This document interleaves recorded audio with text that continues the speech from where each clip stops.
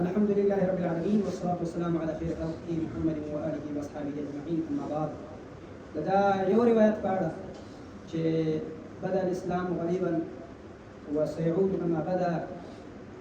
دا رواية صحيح دي أو كنا دي بعد تنسيره إنه دا رواية صحيح دي أو إمام مسلم رحمه الله فقبل صحيح كي عمره أو بدي بدي على ده باب تايم بڑی کتاب الإيمان كي إمام مسلم رحمه الله باب داسر باب بيان أن الإسلام بدأ غريبا وسيعود غريبا وإنه يأزر بين المسجدين.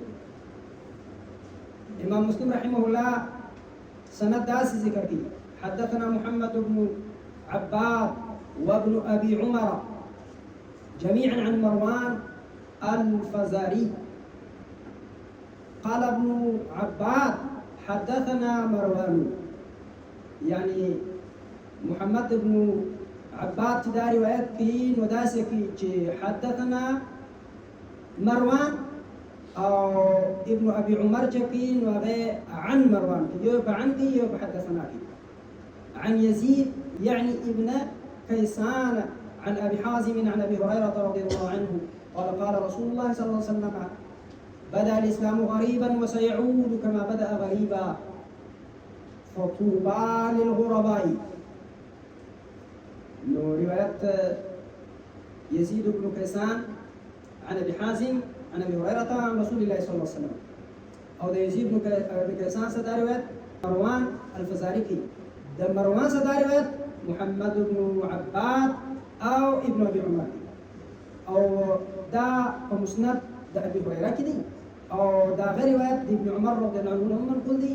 إمام مسلم رحمه الله أغهم دستي متسب السكر حدثنا محمد بن رافع والفضل بن سهل الأعرج قال حدثنا شبابة بن الصوار قال حدثنا عاصم وهو ابن محمد العمري عن أبيه عن ابن عمر رضي الله عنهما وعنهم عن النبي صلى الله عليه وسلم قال إن الإسلام بدأ غريبا وسيعود غريبا كما بدأ وهو يأرز بين المسجدين كما تأرز الحية في جحرها.